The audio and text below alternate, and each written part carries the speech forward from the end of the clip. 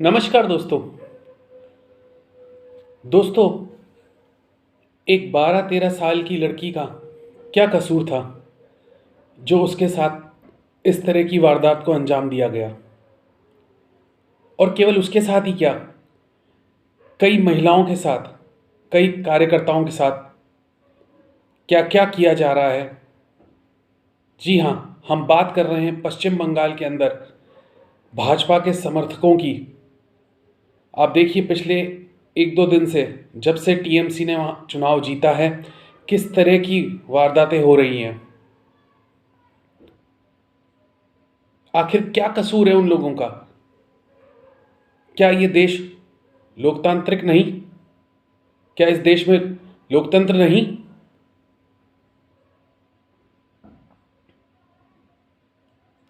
और दीदी, हाँ दीदी, तुम चुनाव भलाएं जीत गई हो, लेकिन जो तुमने कहा वही करके दिखाया है। आपको याद होगा, जब चुनावी रैलियां हो रही थी तो उस समय ममता बनर्जी का एक बयान आया था और उन्होंने कहा था कि अभी तो यहाँ पर केंद्रीय रिजर्व पुलिस बल है और उस चुनाव के बाद में जब ये रिजर्व पुलिस बल चला जाएगा तो उसके बाद देखिएगा। और वाकई में यही हो रहा है। आखिर क्यों आखिर क्यों भाजपा का समर्थक हमेशा नुकसान में ही रहता है? कभी आर्थिक रूप से, कभी अपनी जान गंवाकर। क्या इस देश में गैर कांग्रेसी, गैर तृणमूल, गैर लेफ्टिस्ट होना अपराध है? और आप देखेंगे कि जब इस तरह की घटनाएं बंगाल में हो रही है तो वो अवार्ड वापसी गैंग, वो बुद्धिजीवी पत्रकार, वो मैग्सेसे अवार्ड से सम्मानित पत्रकार कहीं दिखाई क्यों नहीं देते? इस मुद्दे पर बोलते क्यों नहीं? लकवा क्यों मार जाता है उन लोगों को? देखिए, मैं ये नहीं कह रहा कि केवल बीजेपी के कार्यकर्ताओं के साथ ही इस तरह से घटना हो तो वही गलत है। किसी भी पार्टी के कार्यकर्ताओं के साथ अगर इस तरह की घटना होती है तो वो निंदनीय और बहुत ही शर्मिंदा वाली घटना है। लेकिन ऐसा दोगला मापदंड क्यों? मानता हूं कि कहने के लिए हम कह दें कि प्रशासन, चुनाव आयोग, ईडी, सीबीआई, ये सब केंद्र सरकार के इशारों पर नाचती है। मगर आपको एक बहुत बड़ी ज़मीनी हकीकत बताता हूं मैं।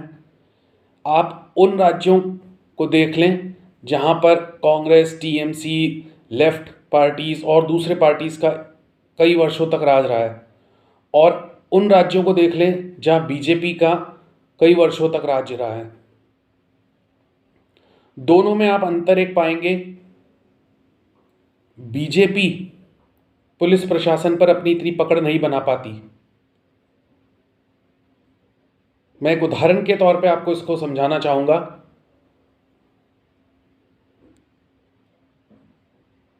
कांग्रेस या दूसरी पार्टी भाजपा के अलावा, चाहे शिवसेना हो चाहे कोई भी हो, अगर उनका कार्यकर्ता गलत भी हो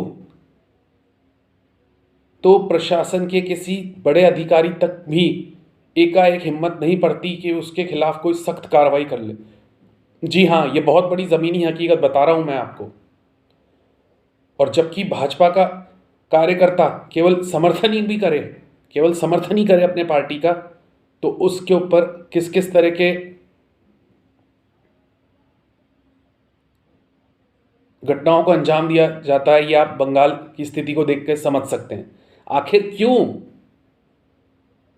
या तो फिर एक नियम निकाल दीजिए कि इस देश में भाजपा को वोट नहीं करना है या भाजपा पार्टी नहीं रहेगी। और गलती इसमें कार्यकर्ताओं और समर्थकों की नहीं है, गलती इसमें भाजपा के जो शीर्ष नेतृत्व में बैठे हुए पदाधिकारी हैं, जो चुनावों के दौरान तो दूसरे राज्यों से समर्थकों के पास जाते हैं और बोलते हैं कि चुनाव जीतेंगे तो ऐसा होगा, चुनाव जीतेंगे तो वैसा होगा, और कई तरह के आश्वासन देते हैं। लेकिन जब अब उन कार्यकर्ताओं और समर्थकों पर इस तरह का अपराध हो रहा है, इस तरह की वारदातें हो रही हैं उनके साथ, उनके महिलाओं के साथ, छोटी छोटी बच्चियों के साथ, तो वो कहीं नज़र नहीं आते। ये भी एक बहुत बड़ा अंतर है। प्रधानमंत्री और गृह मंत्री, हमारी आपसे एक ही गुजारिश है कि अगर आप समझते हैं कि इस मुद्दे पर आप कोई सख्त कार्रवाई नहीं करेंगे, नहीं तो ये बात चर्चा में हो जाएगी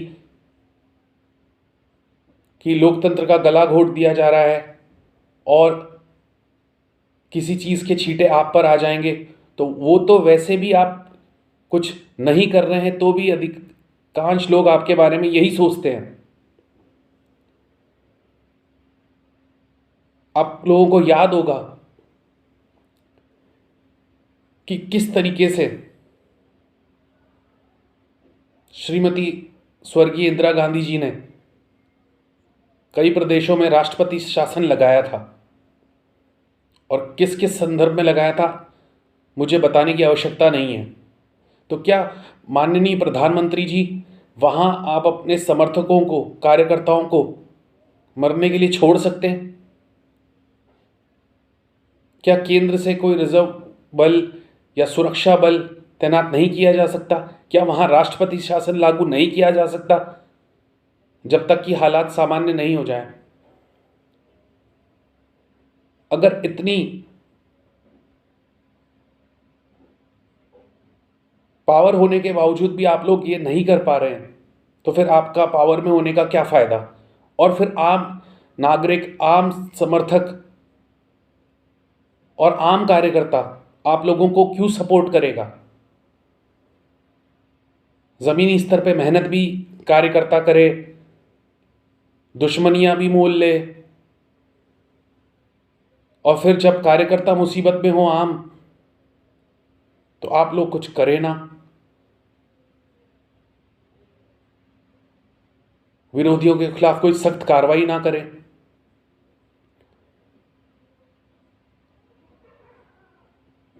और ये बंद करिए नौटंकी अब। जैसा सुनने में आ रहा है कि कल से देश भर में भाजपा विरोध प्रदर्शन करेगी टीएमसी के खिलाफ, ममता बनर्जी के खिलाफ। और आप कई नेताओं के ट्वीट पढ़िए। बाबुल सुप्रियो कह रहे हैं कि मुझे डर लग रहा है। तो एक बार आप कार्यकर्ताओं के बीच जाइए तो सही, बीजेपी के कार्यकर्ताओं के बीच। जब रैली में भीड़ इकट्ठी करवानी थी तब तो आप चले गए थे। और अगर आप नेतागिरी कर रहे हैं तो कम से कम इतना भी आप में दम होना चाहिए कि अगर आप पे कुछ होता भी है तो उसको भी सहन करने की शक्ति होनी चाहिए। जब आम कार्यकर्ता भुगत सकता है तो आप लोग क्यों नहीं? या आम कार्यकर्ता केवल चुनाव तक ही सीमित रहता है? जब तक चुनाव होंगे, जब तक नतीजे अच्छे आएंगे, तब तक ही वो सीमित रहता है। उसके बाद आप लोगों के लिए कार्यकर्ता की कोई वैल्यू नहीं है।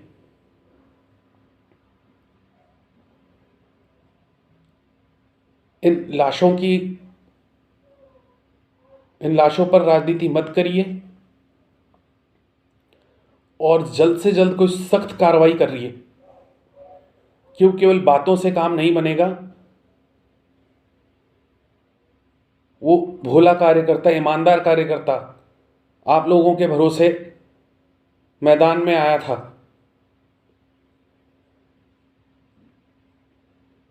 नहीं तो लोगों का विश्वास उठने लग जाएगा। और जो अभी आपको इतनी सीटें मिली हैं, हो सकता है इसका प्रभाव लोकसभा चुनाव पे भी आए, और आप लोगों को इतनी सीटें ना तो किसी विधानसभा में मिलेंगी और ना ही लोकसभा में मिलेंगी। क्योंकि जब आदमी सुरक्षित ही नहीं है और आप दूसरी जगह बैठ जाते हैं जाके, तो फिर वो आपके लिए दुश्मनी क्यों मोल लेगा? उसको तो रहना वही है। हर कार्यकर्ता, हर ईमानदार तो पलायन कर नहीं सकता। तो कुछ करिए सख्त। धन्यवाद।